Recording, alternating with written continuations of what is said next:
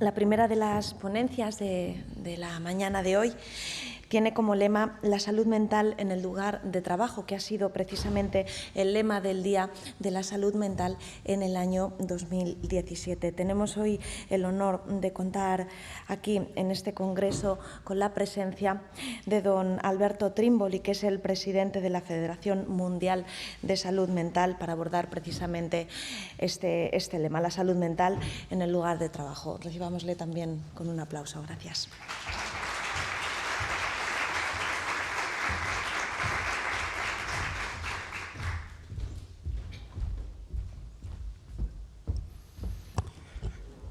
Hola, ¿qué tal? Buenos días a todos.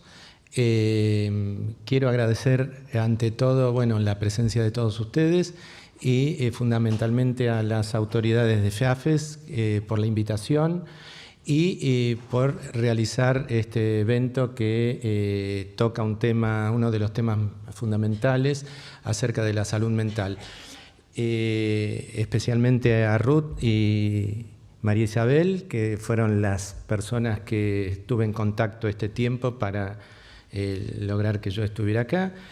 Y traigo también las felicitaciones de la Federación Mundial de Salud Mental, y de parte mía también, por este evento que yo creo que es fundamental para que los derechos humanos de las personas con padecimiento mental desaparezca, digamos, y que se cumplan todos sus derechos. Bueno, el tema el título de mi ponencia, yo creo que es algo bastante amplio y yo lo que quiero es referirme justamente a la situación de empleo, desempleo, pero también tocar otros temas por los cuales creo yo que existen dificultades para el acceso al trabajo de las personas con discapacidad. La modernidad. La modernidad, todos sabemos que ha traído grandes contradicciones, no solo sociales, culturales, políticas y científicas. Ha favorecido, por un lado, a la humanidad en general por la aparición de las nuevas tecnologías. Esto es indiscutible, pero también lo que ha hecho es generar aspectos negativos, como por ejemplo la situación laboral de las personas. Hoy vemos todo el tiempo cómo las máquinas, la tecnología ha reemplazado la mano de obra de las personas. Antes uno llamaba por teléfono ante cualquier situación y lo atendía una persona, y hoy es una máquina que nos dice marque 1, marque 2, marque 3, y así nos va llevando al final, si no se corta, a hablar con una persona. Ya Baudelaire, en los años 1800, hablaba de la modernidad y decía que se caracteriza por tres ideas fundamentales: por lo efímero, lo veloz y lo contingente. Lo eterno e inmutable está ausente. Es decir, que lo que es hoy no es lo mismo que fue ayer, ni tampoco será lo mismo de mañana. Digamos, estas cuestiones en la cabeza de la gente genera situaciones genera problemas. Es difícil seguir paso a paso los avances. Los jóvenes creo yo que lo están. Por ahí los que nacieron con las nuevas tecnologías están como un poco más inmunes a todo esto, pero a nosotros, los de cierta edad, nos resulta bastante difícil entenderlo. Y entonces una de las cosas que trae la modernidad es las nuevas reglas del mercado. Las nuevas reglas de mercado traen incertidumbre y con esto un impacto negativo en las personas. Y otra de las cuestiones, digamos, que ha traído la modernidad son los nuevos síntomas, si hablamos de salud mental. Por ejemplo, el uso problemático de sustancias, el juego patológico, la adicción a Internet, la adicción a la tecnología, estrés, bulimia y anorexia, y además fundamentalmente falta de trabajo. Estas dificultades que trae la modernidad impactan mucho más negativamente si hay situaciones de pobreza, desempleados, si hay personas con problemas de salud crónicos, físico o psíquico, los niños expuestos al maltrato o al abandono, los consumidores de sustancias, los grupos minoritarios, las poblaciones indígenas, las personas en edad avanzada, las personas que viven en zonas alejadas o rurales, las personas sometidas a discriminaciones y violaciones de los derechos humanos, los homosexuales, bisexuales, transexuales. Bueno, y así podríamos enumerar una lista interminable de personas en las que la modernidad tiene un impacto negativo fundamental. Los puntos a tomar en cuenta para abordar el tema de la salud mental son varios, creo, ¿no? Yo puse acá en la filmina 5, pero hay más. Pero yo creo que estos son como para empezar y por ahí debatir. Uno es la estigma y la discriminación que existe para el acceso al trabajo de las personas con padecimiento mental, como lo venimos diciendo desde que empezamos este congreso. El lugar de trabajo como factor desencadenante o agravante del padecimiento mental.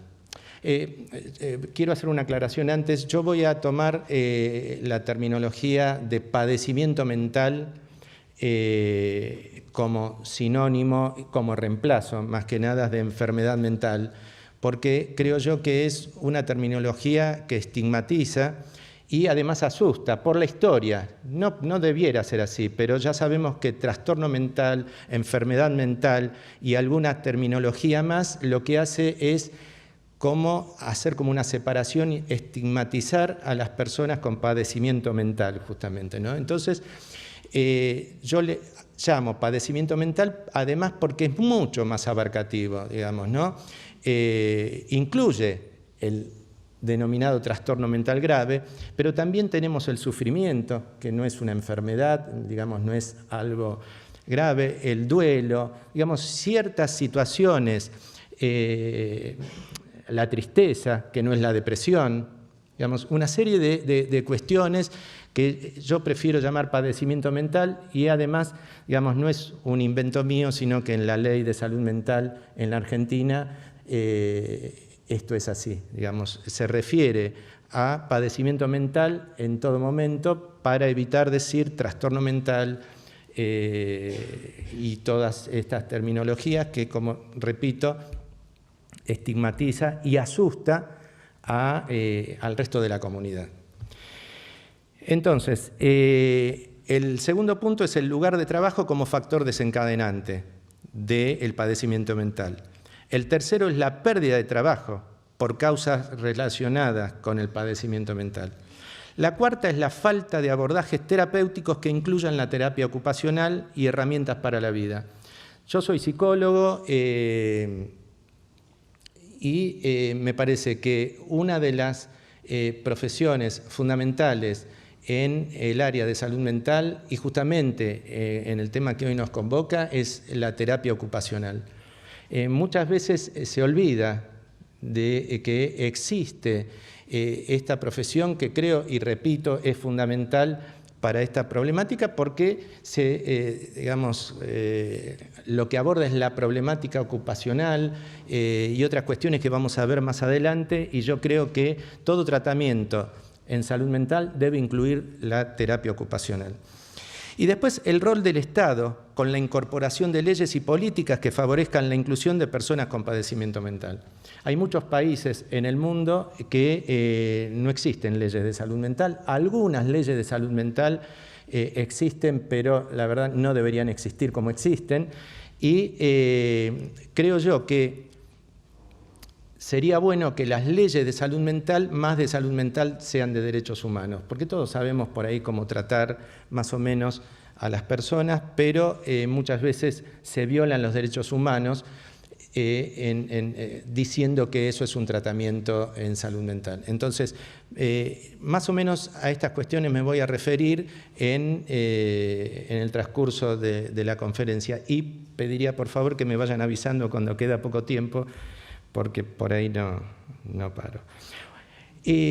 Para abordar los temas que comenté antes, estos 5 puntos, uno es la discriminación y el estigma en salud mental.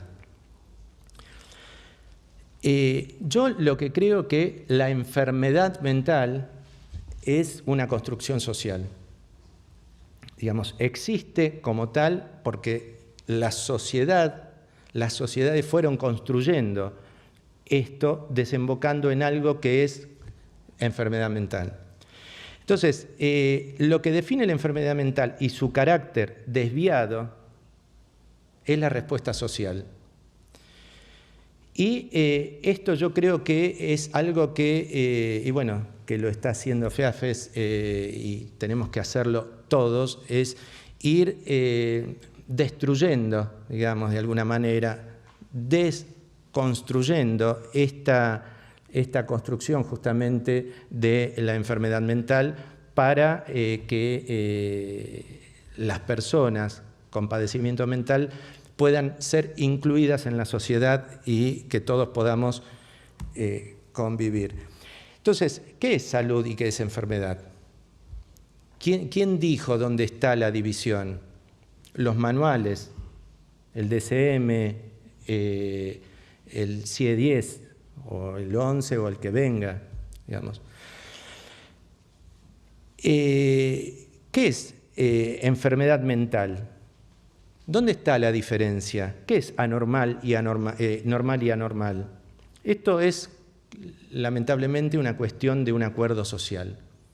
Todos nos pusimos de acuerdo que esto es así o no es así. Entonces, como la enfermedad mental es una construcción social, intervienen representaciones sociales, el prejuicio, el estereotipo, el estigma, que dan como resultado único la exclusión. Las representaciones sociales participan en la construcción social de la realidad, como dije antes, permiten analizar cómo un grupo social ve, interpreta y da sentido a una determinada realidad. Y en nuestra sociedad serían el equivalente a los mitos y creencias en las sociedades primitivas. Digamos, no tiene nada que ver con lo científico, no tiene nada que ver con la realidad, sino que es una construcción en la que todos nos pusimos de acuerdo. El segundo punto es el prejuicio que interviene en la construcción social de la realidad. Allport lo define como pensar mal de una persona sin motivos suficientes. Voltaire decía que el prejuicio es admitir una opinión sin un juicio previo. Y hay grados del prejuicio, dice Allport. Desde hablar mal, pasando por evitar el contacto, la discriminación, el ataque físico y el exterminio. Y en nuestra sociedad, lamentablemente, tenemos algunos ejemplos negativos de prejuicio y que han terminado en el intento de exterminio. Entonces, a mí me parece que esto es fundamental, ¿no? El tema de las minorías, el tema de qué hacemos nosotros, ¿no? Que muchas veces nos sentimos superiores y diferentes a otras minorías. El tercero es el estereotipo, que es la percepción exagerada y simplificada que se tiene sobre una persona o grupo de personas que comparten ciertas características y cualidades que busca justificar o racionalizar una determinada conducta. Entonces, como vemos, todo no es lo que parece. Y la Real Academia Española dice que es la imagen que representa un colectivo y es resistente al cambio. Acá todos vemos a un médico, ¿o no? Bueno, en realidad la apariencia muchas veces tiene mucha importancia en la sociedad y por eso digo que no todo es lo que parece y esto es un ejemplo. Después el cuarto es el estigma, ¿no? Que es cualquier característica, rasgo o trastorno que etiquete a una persona como diferente respecto a una normal. Hoy en día hay un gran debate acerca de los manuales de diagnósticos, mal llamados de diagnósticos, porque cuando se originaron lo que pretendían era lograr una terminología común entre todos para que sepamos más o menos de qué estamos hablando, pero se ha empezado a utilizar, algunos países lo obligan a escribir el diagnóstico que dice en ese manual. Estoy hablando del DSM y el CIE 10. En este caso, el DSM-5, que prácticamente no tiene, digamos que en la práctica actualmente está en desuso porque nos incluyeron a todos. Bueno, por un lado es inclusión, ¿no? Pero hoy en día cualquier problemática de la vida está incluida o es considerada una patología mental.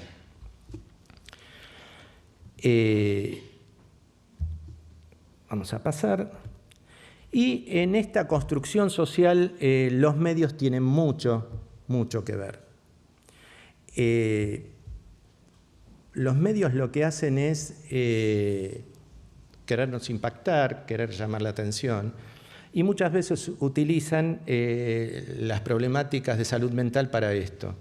Entonces hay titulares como ¿es el asesino de Diana Quer un enfermo mental?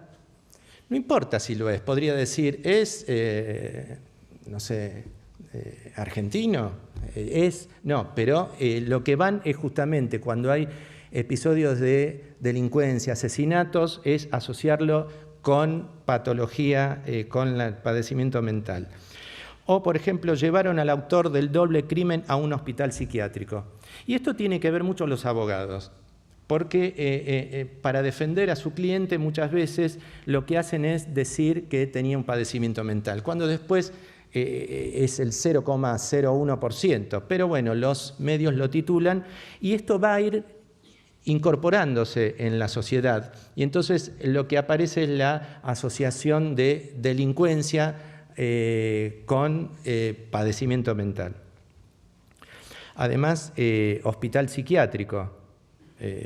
Digamos que hay cierta terminología, como decía antes. Esto es una noticia de Argentina. Internaron al asesino de José Croce en un centro psiquiátrico. También, que después terminan no siendo, digamos, no teniendo ninguna problemática de salud mental, pero en los titulares aparecen estos. Trasladaron a un psiquiátrico, a la homicida.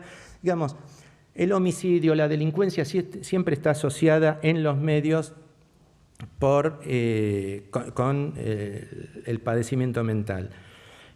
Todos así.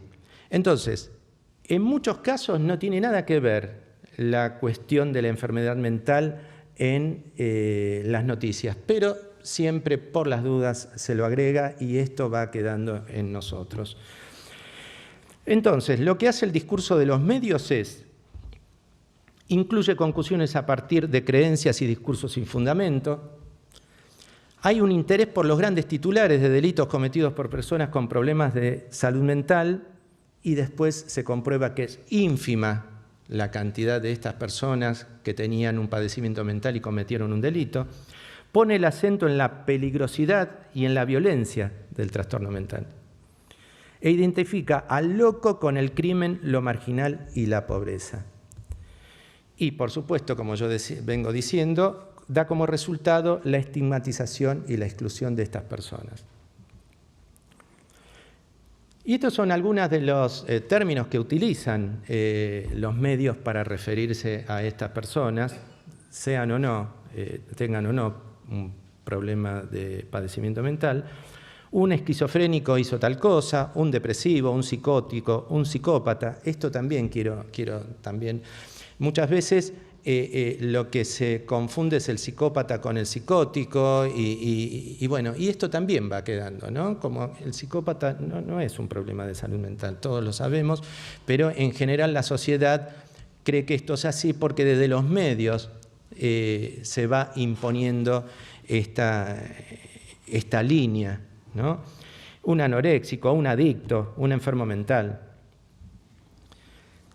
Y si sumamos que el encierro es casi la única opción de tratamiento en muchos países del mundo para la problemática de salud mental, lo que tenemos es la asociación delincuente enfermo y anormal como resultado, o el encierro, la cárcel, hospital psiquiátrico, medicalización, control social, aislamiento, todo esto mezclado. Entonces lo que nos queda es que la persona que tiene un problema de salud mental es un delincuente y merece el encierro. Yo creo que es fundamental abordar la problemática de la salud mental en una forma integral y coordinada. Ninguna de las áreas que conforman la problemática de la salud mental puede hacerlo por sí sola, y creo yo que el Estado tiene una tarea fundamental acá, que es que, por ejemplo, el área de salud, de economía, de trabajo, desarrollo social, educación, cultura y deporte, derechos humanos y justicia, entre otras, tengan reuniones. Yo esto lo haría por ley. En Argentina es una ley. Hay un consejo interministerial de salud mental que lo que hace es que el Estado, en este caso la Dirección de Salud Mental, coordina reuniones 2 o 3 veces al año para discutir los temas de salud mental, donde hay representantes del Ministerio de Trabajo, de Salud, digamos, hay diferentes ministerios porque estos por sí solos, digamos, ni salud por sí solo, ni trabajo, ni una ONG, nadie puede hacerlo por sí solo. Y tiene que haber un organismo de control que sea independiente del Estado. Del Estado, digamos, digo, del Ejecutivo. En Argentina lo que tenemos es un organismo de control que se llama Órgano de Revisión de la Ley de Salud Mental, es decir, un organismo independiente que vele porque la ley de salud mental se cumpla, y especialmente lo que tiene que ver con los derechos humanos de las personas. Este organismo ha cerrado clínicas, ha ido a la justicia por cuestiones de salud mental, por alguna persona que estaba en tratamiento.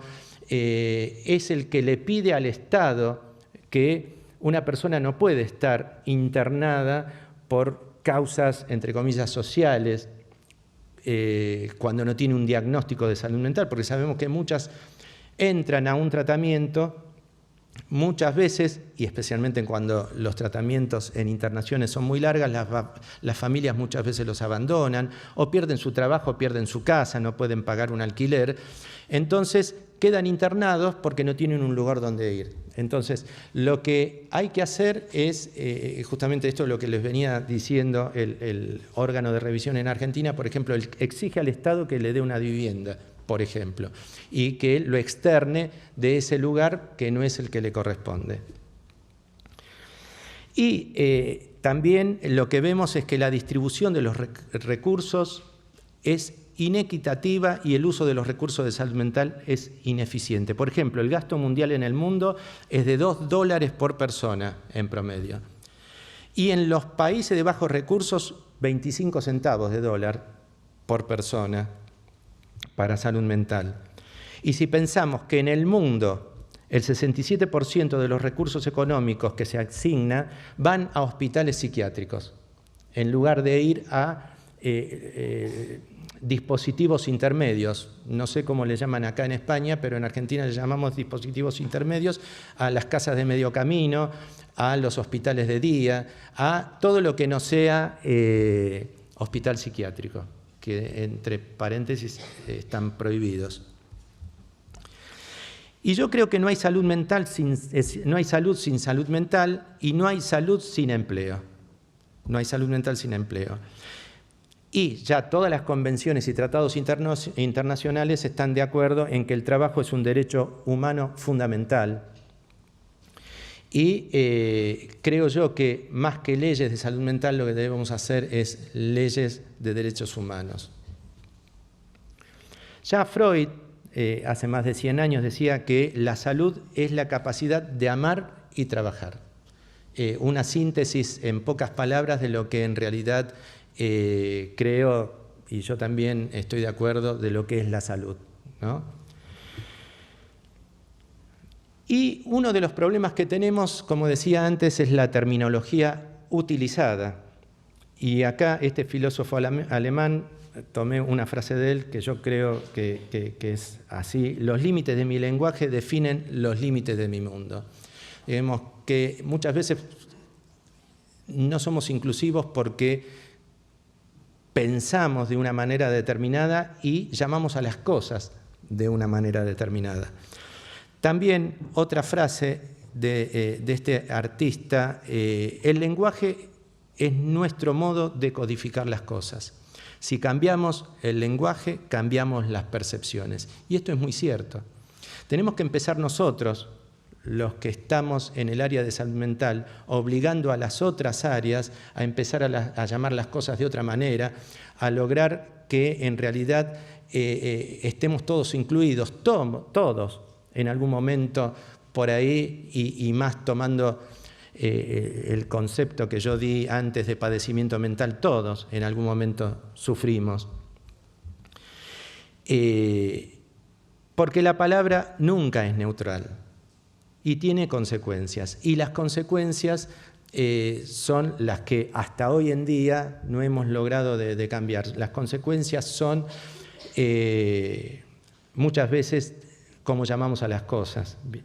Entonces, estas son algunas de las palabras que vemos en la sociedad en general, inclusive por ahí algunos de nosotros podemos llegar inconscientemente a decir lunático, histérico, imbécil, tarado, anormal, enfermo, mogólico, tonto, loco, retrasado, desquiciado.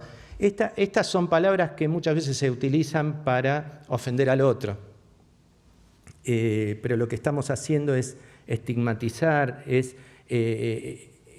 ofender justamente a las personas que tienen padecimiento mental, y lo que estamos es construyendo una realidad que esperemos que sea diferente. Nosotros mismos, como decía, en el área de salud mental usamos terminología que yo creo que no debería ser así, que es trastorno mental grave, enfermedad mental, desorden mental y enfermo psiquiátrico. Me parece que, y hay muchísimas más, pero yo creo que todos entienden hacia dónde apunto, y muchos por ahí recordarán a otras en este momento. Esto tenemos que ir cambiándolo. Esto ya lo dije. Y también, digamos, esta construcción social y que tenemos las consecuencias hoy, vienen de las diferentes concepciones de la salud mental a través del tiempo, digamos, la locura, antes se lo llamaba locura, y las diferentes conceptualizaciones tienen que ver con cada momento histórico, en diferentes momentos, diferentes tratamientos, y justamente esta concepción no se basa en datos objetivos, sino en las ideas hegemónicas de cada época. Yo creo que en esta época las cosas hay como una tendencia al cambio. Los griegos en la antigüedad pensaban que eran castigo de los dioses, la enfermedad mental, era algo que estaba entre lo natural y lo sobrenatural, y pensaban que eran incurables. Cornelio Celso, en el siglo I, por dar algunos detalles, utilizaba dietas y masajes en su psicoterapia, y incluía amenazas, torturas, azotes, inmersiones en agua fría, entre otras torturas, diría yo.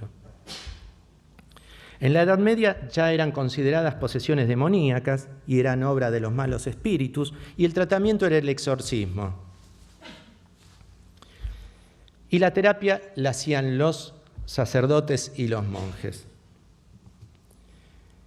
En el siglo XV, el enfermo mental era considerado un hereje o un brujo, y el tratamiento era la hoguera previo martirio. Después aparecen los manicomios, que la verdad, comparado con lo que había antes para las personas con padecimiento mental, era algo, digamos, paradisíaco, digamos, era algo buenísimo, pero la función era proteger a los sanos y normales de los locos. Digamos, no era el tratamiento, el abordaje terapéutico de estas personas, sino que era encerrarlas para que no molesten al resto. Foucault asoció el origen y el modelo de los manicomios en los leprosarios. Ustedes saben que muchos manicomios fueron las estructuras que dejaron vacías los leprosarios, digamos, ¿no? Donde se atendía a las personas con lepra, fueron utilizadas como manicomios. Y justamente lo que dice Foucault también, y que comparto, que era la separación y la exclusión y la estigmatización.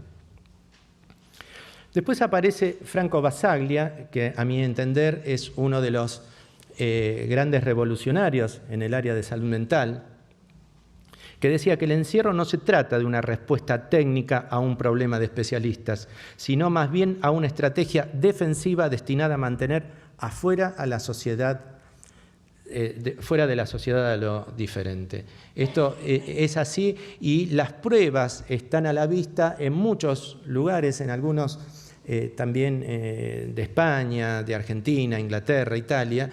Se fueron cerrando los manicomios y la respuesta de las personas con padecimiento mental es mucho mejor si los incluimos en la sociedad, si digamos, compartimos sus vidas.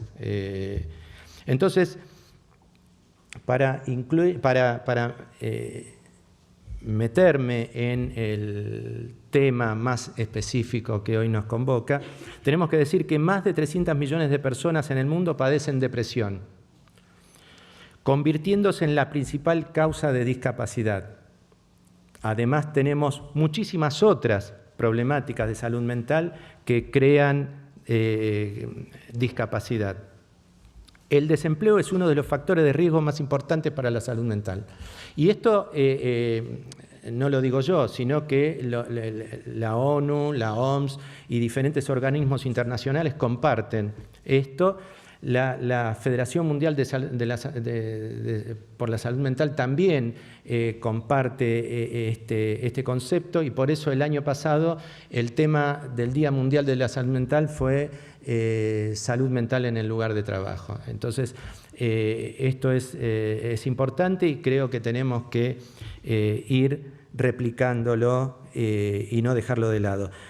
Y tener un empleo o la reincorporación al trabajo ejercen efectos protectores.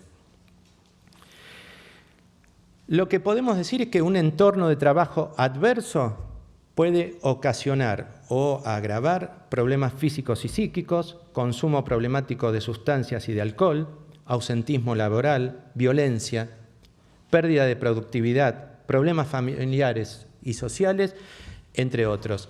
Digamos que un entorno de trabajo adverso nos puede enfermar. Los riesgos psicosociales en el contexto laboral adverso puede ser la aparición de estrés, síndrome de burnout, inestabilidad laboral, acoso sexual y hostigamiento laboral. Estas son las principales, a mi criterio, que influyen negativamente en los contextos laborales. La OMS, como decía recién, dice que los factores que afectan a la salud mental en el trabajo son las políticas inadecuadas de seguridad y protección de la salud, las prácticas ineficientes de gestión y comunicación, escaso poder de decisión del trabajador, bajo nivel de apoyo a los empleados, horarios de trabajo rígidos, falta de claridad en las tareas o objetivos organizativos, percepción de riesgos y falta de protección. Y esto yo creo que las empresas no lo hacen, digamos, queriendo, si supieran que si cambian todo esto la productividad va a ser mucho mayor. Yo tengo 2 hijos y los 2 trabajan en informática, y creo yo que en el área de informática son los que primero empezaron a poner, tal vez porque sea una práctica relativamente nueva, son los que primeros empezaron a incorporar ciertos factores que hacen que uno se sienta mejor en el trabajo. Por ejemplo, les dan a elegir 1 o 2 días para que trabajen desde la casa, a elección, no un día fijo. Tienen guitarras, ¿cómo se llaman? No billar, pool, digamos, juegos, cosas, tienen esparcimiento que pueden hacer en cualquier momento cuando eligen. Café todo el día, snacks. Digamos que tienen ciertas cosas envidiables realmente, ¿no? Si consideramos los trabajos que hemos tenido y los que tenemos hoy en día, ¿no? Con trabajos rígidos, con muchas veces hay que poner el dedo y un minuto tarde es una catástrofe. Digamos que esto en las empresas, y además las empresas informáticas son las que más están ganando, y son las que más digamos, ganancias están teniendo. Digamos que es una fórmula seguramente que es para repetir, ¿no? La promoción de la salud mental en el lugar de trabajo y el apoyo a las personas que sufren padecimiento mental repercute en forma positiva en su vida en general también, reduce el ausentismo y aumenta la productividad, como decía recién. Y las pautas para crear un entorno saludable, según la OMS, esto es ya viejo, es promoción y protección y prevención, digamos. Son términos que hace 30 o 40 años estaban, lo estudiábamos en la facultad. Proteger la salud mental reduciendo los factores de riesgo relacionados con el trabajo, es decir, proteger la salud mental. Promover la salud mental desarrollando los aspectos positivos del trabajo y las cualidades y capacidades del personal. Y tratar de solucionar, es decir, esto era la prevención terciaria, digamos, ¿no? Los problemas de salud mental que surjan con independencia de su causa, tengan que ver o no con el trabajo. Y los modelos de abordaje en el campo de la salud mental son importantes también para la inclusión de las personas con padecimiento mental en el trabajo. Lo que hay hoy en día en la mayoría de los países como respuesta para el tratamiento son los manicomios, los tratamientos puramente psiquiátricos, sin incluir,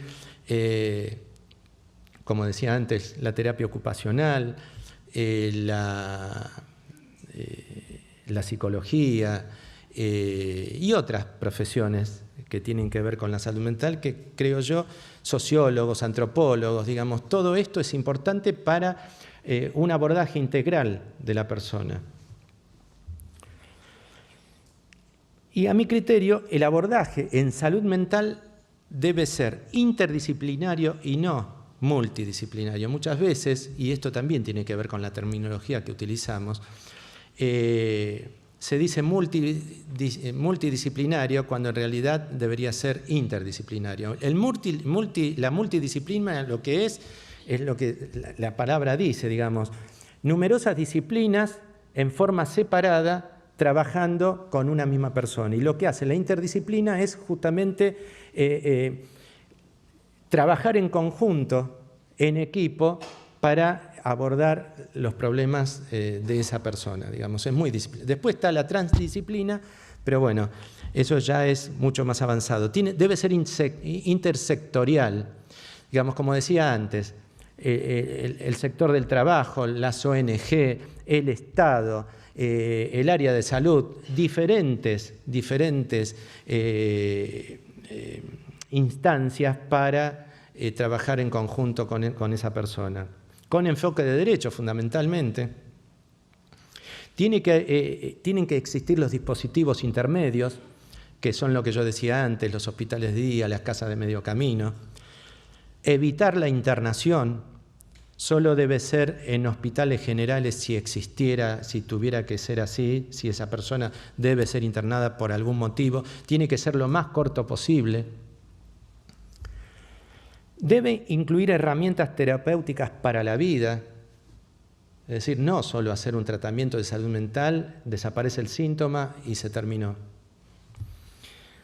Deben ser basados en la comunidad, es decir, deben existir los tratamientos domiciliarios, el trabajador social también es fundamental, y la inclusión de usuarios y familiares en las políticas de salud mental.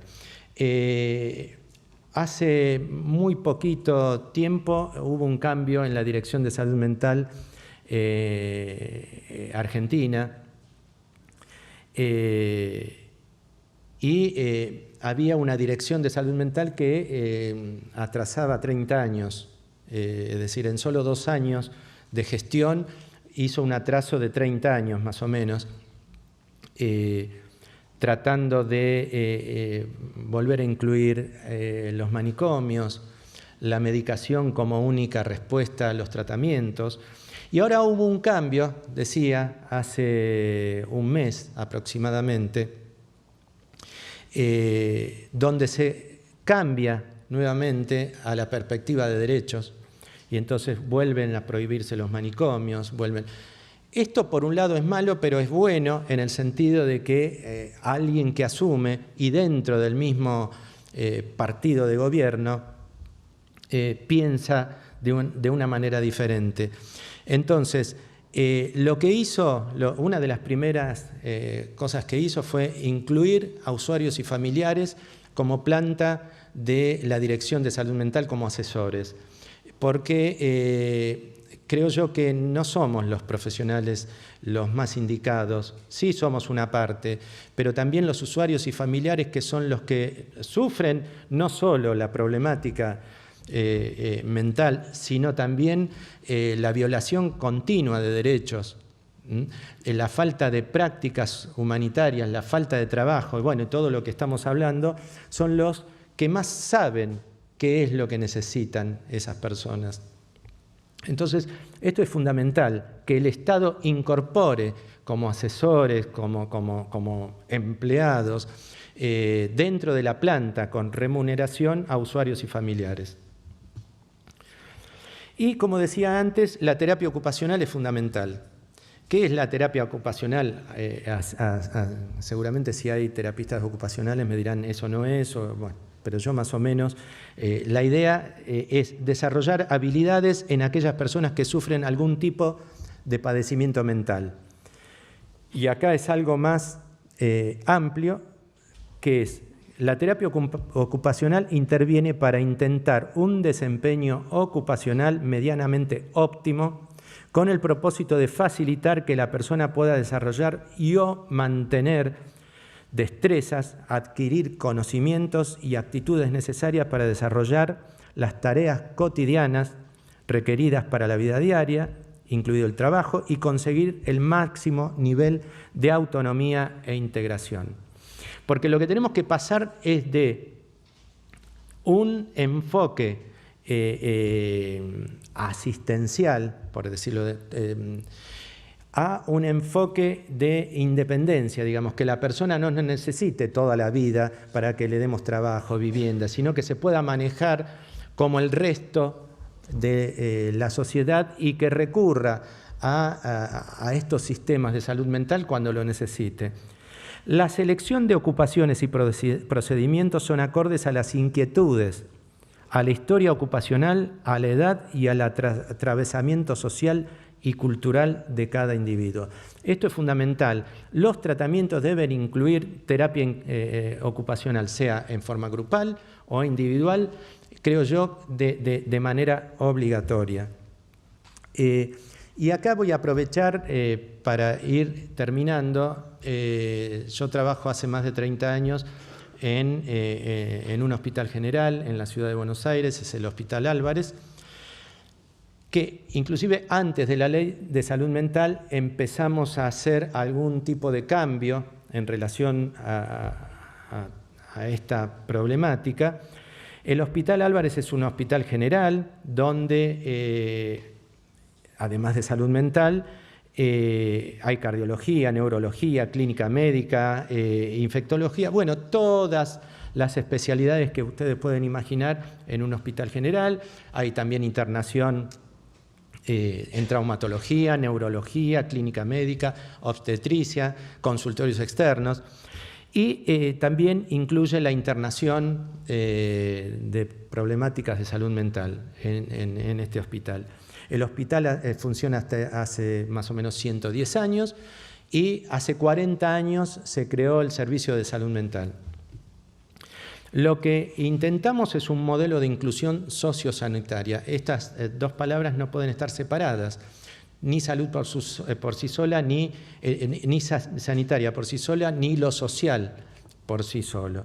Entonces lo que intentamos es eliminar el estigma, el prejuicio y el estereotipo, que era esto que yo les hablaba antes.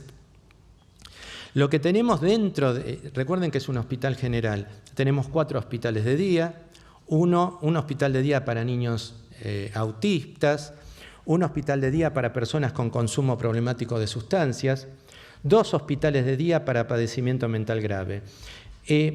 Acá me detengo en el segundo punto porque yo no sé, pero hay una tendencia en el mundo a no considerar que es una problemática de salud mental el consumo problemático de sustancias. Y entonces hay innumerable cantidad de personas que están siendo, creo que el tiempo ya está siendo corto, que están siendo vulneradas en sus derechos, porque están excluidas del ámbito de salud mental. Entonces, cuando una persona va a buscar un tratamiento, muchas veces a un hospital general, se le dice que ahí no se atiende. Y entonces lo que hacen es derivarlos a comunidades terapéuticas, granjas o como quieran llamarles, donde están internados, aislados y muchas veces ni siquiera se le da un tratamiento de salud mental. Esto nosotros en el Hospital Álvarez de la Ciudad de Buenos Aires lo incluimos. Tiene una sala de internación también con 20 camas. Es para personas con padecimiento mental grave, estadías breves, e incluye también personas con consumo problemático de sustancias. Y además hay un consultorio externo donde se atienden adultos, niños, adolescentes, hay un equipo de estrés y trauma, un equipo de derechos humanos y un equipo de violencia. También tenemos guardia las 24 horas del día, los 365 días del año, con psiquiatra, psicólogo y trabajador social permanente, además del equipo que yo les decía de consultorios externos. Y además el servicio de salud mental articula con el sistema de atención domiciliaria, con el área social, o sea, vivienda, cursos para inserción laboral, escolaridad, acompañamiento terapéutico, organismos de derechos humanos, organismos de seguridad social y el órgano de revisión que muchas veces nos ayuda para lograr que se consigan ciertas necesidades para estas personas. Y el equipo está formado por psicólogos, terapistas ocupacionales, psiquiatras, psicopedagogas, musicoterapeutas, trabajador social y acompañantes terapéuticos.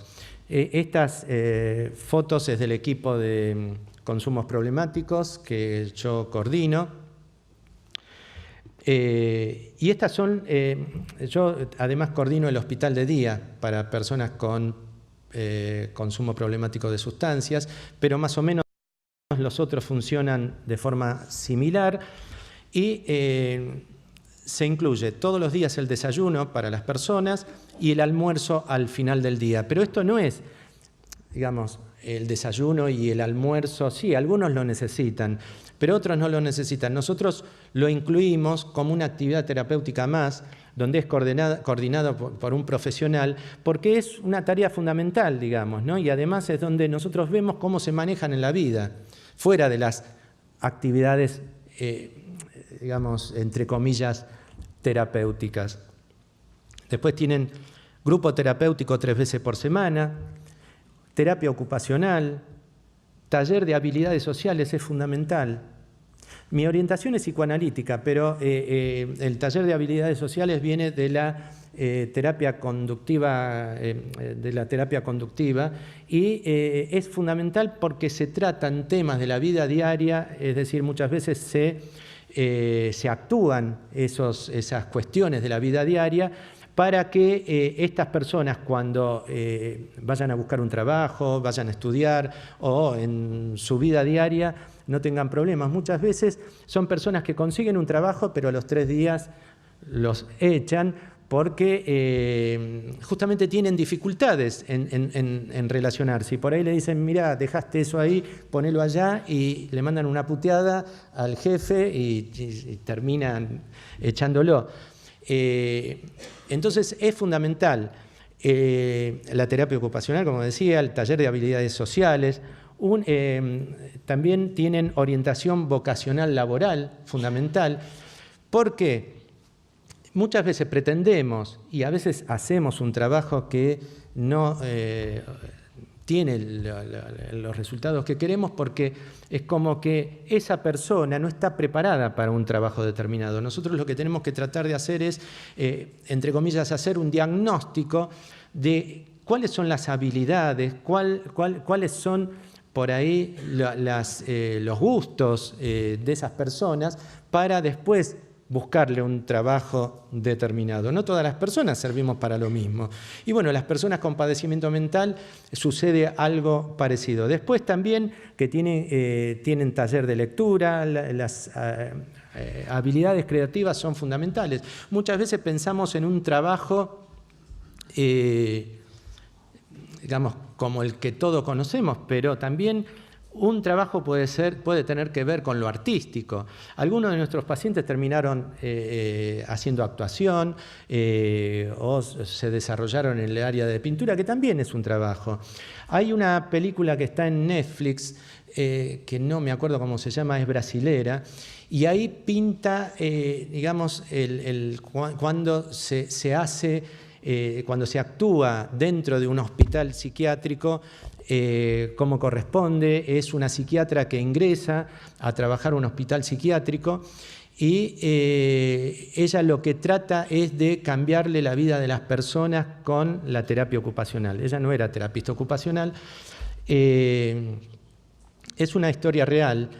Y en el transcurso de la película se muestra cómo estas personas, por supuesto con la oposición de la dirección de las clínicas, del psiquiátrico, logra como estas personas, y algunas de ellas que realmente existen, han llegado a ser grandes artistas, pintores, y termina el film con, digamos, un reportaje a esta psiquiatra que debe tener 98 años hoy en día, porque se la veía muy viejita, explicando por qué ella, a pesar de los riesgos de que la echen del trabajo y de oponerse, ella siguió, porque ella creía que el cambio no estaba en el encierro y en la cuestión solo de la medicación, sino que estaba en desarrollar las actividades para la vida diaria. Se las recomiendo, no sé cómo se llama, les prometo que si me acuerdo se las paso. Y bueno, también hay taller de lectura, de creatividad, taller de teatro, de fotografía. Pero acá también hay que ser muy cuidadosos.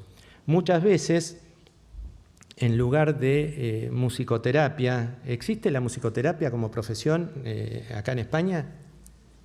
¿Sí? Sí, en Argentina se estudia, es una licenciatura que se estudia en la Universidad de Buenos Aires dentro de la carrera de psicología. Muchas veces se cree que musicoterapia es hacerles tocar la guitarra,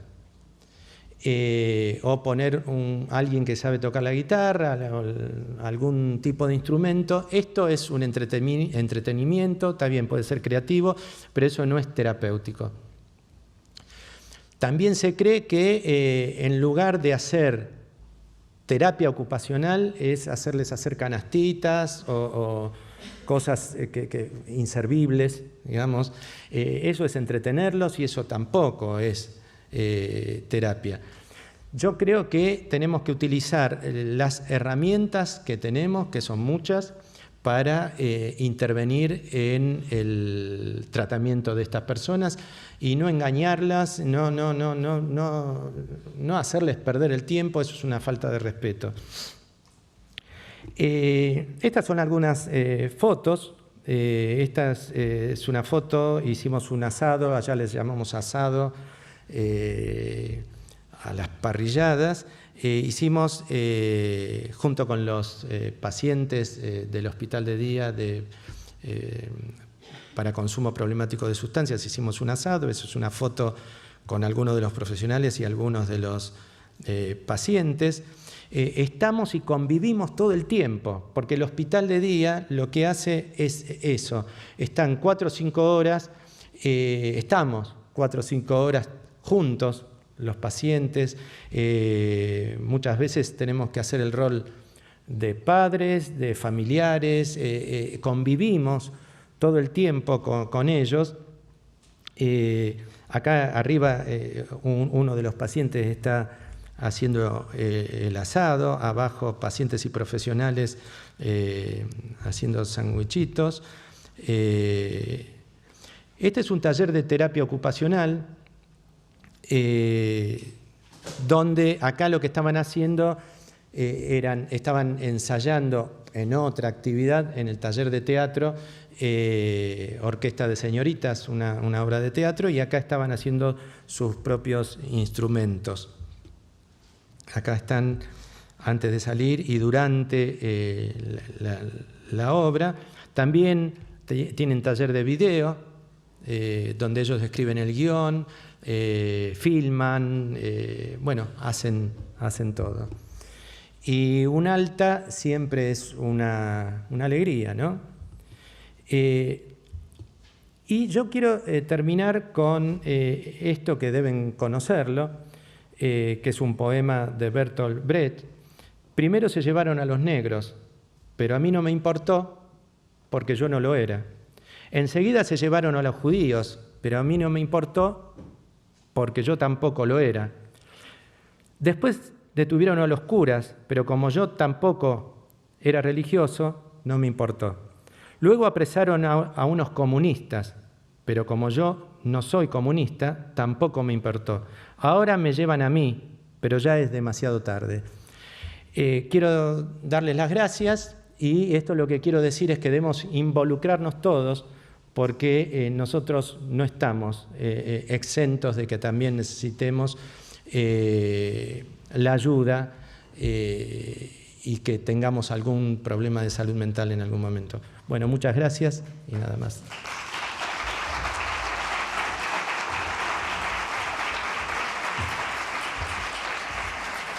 Gracias, Alberto. Nos quedan unos minutos y bueno, queríamos darles la oportunidad de que le puedan hacer alguna pregunta, si lo desean, ya que ha venido desde muy lejos. Es la verdad muy especial tener hoy a Alberto con nosotros. Si al auditorio, a los aquí presentes, les apetece hacerle alguna pregunta, pues tienen un ratito antes de la pausa café. Allá hay...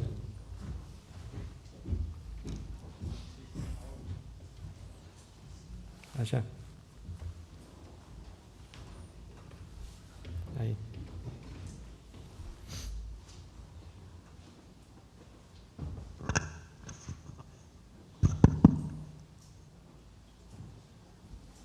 Bueno, muchas gracias por la exposición, ha sido magnífica, pero yo le quería hacer una pregunta de cómo resuelven allí en Argentina esto que le voy a preguntar. Si no hacen un diagnóstico, si no hay un diagnóstico, ¿cómo una persona que no conozca a la persona que tiene padecimiento mental puede darle un determinado tanto por ciento de discapacidad para que acceda a un determinado puesto de trabajo o una subvención? Sí, yo no dije que no hacemos diagnóstico. Digo que los diagnósticos muchas veces son etiquetas y las etiquetas no ayudan para nada. Hoy es público, de público conocimiento, del público en general. Hola, ¿qué tal? Soy bipolar. Yo muchas veces cuando recibo a un paciente, hola, ¿qué tal? Soy alcohólico. Y esas son etiquetas que no sirven. Y esas son etiquetas que se las adjudicamos nosotros como miembros de la sociedad. Los profesionales tenemos que trabajar con diagnóstico, pero tampoco etiquetar. Y hay en Argentina un gran digamos, una gran discusión en relación a esto que vos estás diciendo acerca de los porcentajes de incapacidad que le llamamos nosotros para acceder a determinadas coberturas o en un juicio laboral, por ejemplo. Nosotros lo que estamos tratando es, digo nosotros, hay otros que no, pero bueno, yo estoy de la parte de los que sí tratamos, es que se vuelva de alguna manera a los diagnósticos clásicos, por decirlo de alguna manera.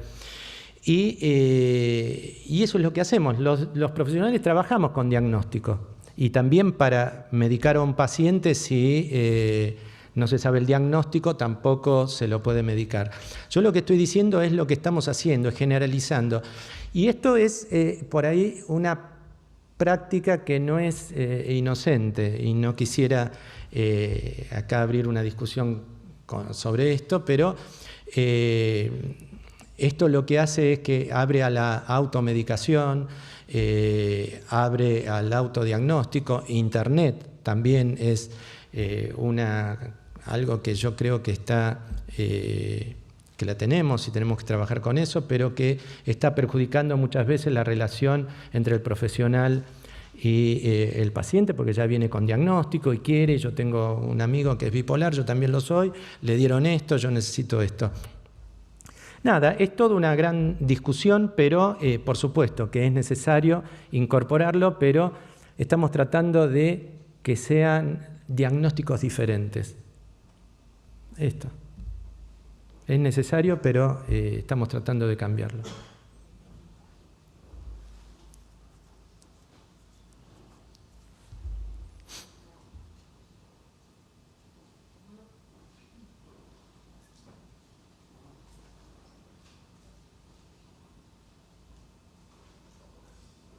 Allá hay alguien.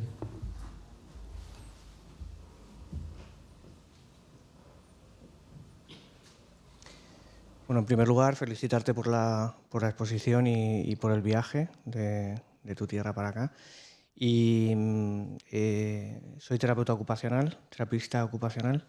Dentro del foro hay diferentes colegas y era un poco en relación a bueno, pues agradecerte la insistencia con respecto al ámbito de las ocupaciones humanas y la relevancia, yo creo, multidisciplinar que tienen las ocupaciones de las personas y en concreto las personas con mayor vulnerabilidad para la salud mental. Y bueno, yo creo que la definición que has puesto es totalmente correcta, hacías esa introducción, pero siempre hay un pero. Yo creo que falta una cuestión en todas las disciplinas que nos dedicamos a la salud mental y, como bien has dicho tú, tiene que extenderse a otros ámbitos comunitarios, políticos, jurídicos, etcétera. Pero en esa definición, y yo creo que es algo que nos pasa, es cuando hacemos esa trayectoria histórica de la atención a la salud mental, ¿no? Que has hecho excelentemente, y nos posicionamos en un ámbito, yo creo a nivel mundial, ¿no? De esta perspectiva comunitaria. Cuando hablamos de lo comunitario se nos queda grande a todos los profesionales, ¿no? En el sentido de, y en esa definición falta esto, ¿no? El trabajo en los entornos, el trabajo con los contextos. Y a mí me parece importante que es el reto que tenemos que asumir todos los profesionales que nos dedicamos al ámbito de la salud en general y al ámbito también de otras disciplinas jurídicas, sociales y demás, de cómo trabajamos con los entornos para que verdaderamente sean comunitarios. Aquí en España, por ejemplo, tenemos el CEAPAT, que es el Centro Estatal de Ayudas Técnicas, que hay un catálogo extenso para todo tipo de discapacidades, pero no sé si somos capaces de hacer un catálogo de adaptaciones psicosociales, ¿no? Para las personas. Claro, cuando lo llevamos al terreno del empleo y de la formación, quizás estamos hablando de un contexto mucho más acotado, mucho más concreto, ¿no? Con toda la complejidad que tiene el mercado de trabajo y de la formación, ¿no? Pero claro, la vida de las personas ocurre en 24 horas en múltiples contextos y en múltiples espacios de relación, ¿no? Y a veces preparamos a las personas para la vida diaria en contextos excesivamente simulados y excesivamente clínicos, que se alejan mucho de los contextos reales de la vida cotidiana, ¿no? Yo creo que esto es el mayor reto que tenemos los profesionales, tanto aquellos que nos dedicamos a la gestión, como aquellos que nos dedicamos al ámbito de la atención directa, como aquellos que se dedican al ámbito más de la política y de las estructuras sanitarias y sociales, ¿no? Simplemente hacer esa mención como de visión un poco a futuro de los déficits donde partimos simplemente en el ámbito de las universidades, ¿no? De cómo nos forman a los profesionales que nos dedicamos a esto. Hola. Bueno, muchas gracias por aprobarme la definición de terapia ocupacional ante todo. Y lo que decís es sumamente importante. Y yo lo que creo que lo que tenemos que hacer, y que muchas veces pasa, yo no sé acá en España qué porcentaje de, digamos, en los hospitales y en los centros de salud hay de psiquiatras, psicólogos, terapistas ocupacionales, especialmente en el Estado. En Argentina hay unos 60.000 psicólogos, hay 4.000 psiquiatras, unos 3.000 terapistas ocupacionales, unos 4.000 trabajadores sociales, bueno, y así. Y lo que pasa en la realidad en los hospitales, especialmente en los públicos en Argentina, es que en su gran mayoría son psicólogos, digamos, ¿no? Y esto no es cualquier cosa, por decirlo de alguna manera, porque lo que había hasta hace 30 o 40 años era solo psiquiatras. Y yo no estoy diciendo que no los debe haber, ni mucho menos, pero yo creo que hablando de no de multidisciplina, sino de interdisciplina, lo que logramos es llegar a un punto en común y empezar a trabajar en conjunto. Antes eran solamente psiquiátricos los tratamientos y esto no solo la OMS, sino que cualquiera de nosotros podemos decir que el tratamiento psiquiátrico solamente y con el encierro no ha habido ningún tipo de resultado positivo y la tendencia fue cambiando, digamos, tratamientos en la comunidad. Por ejemplo, en el hospital que yo trabajo hay unos 100 psicólogos, es un hospital general, unos 100 psicólogos, unos 30 psiquiatras, 4 terapistas ocupacionales, unos 15 trabajadores sociales, 10 psicopedagogos, que también es una profesión, no sé si acá existe también, pero bueno, también es otra de las profesiones. Musicoterapeutas, hay poquitos, hay solo 2. Y esto es lo que hace la diversidad, ¿no? A mi gusto tendría que haber antropólogos y sociólogos, porque esto de la inmigración-migración está haciendo que necesitemos esas profesiones para el tratamiento. Pero el tratamiento en la comunidad o que no sea solo psiquiátrico se logra de esta manera, llevando adelante políticas donde todos podamos intervenir, planificar y especialmente con los tratamientos domiciliarios. Es algo que, por supuesto, todavía está como muy lejos para lograrlo definitivamente, pero es una tendencia, yo creo, en el mundo. Acá en España, en Italia, en Argentina, en Inglaterra. En Inglaterra no hay un solo hospital psiquiátrico. Por ejemplo, vengo de Trieste, estuve en noviembre y tampoco hay ni un solo hospital psiquiátrico, monovalente, neuropsiquiátrico, como quieran llamarle. El trabajo es meramente comunitario, se trabaja todos los días en la comunidad, con la familia, por supuesto tienen guardia, tienen los centros de salud mental, pero se trata de que el tratamiento sea en la comunidad, allí donde vive la persona y donde desarrolla sus actividades. Y bueno, de nuevo te agradezco la aprobación de la definición.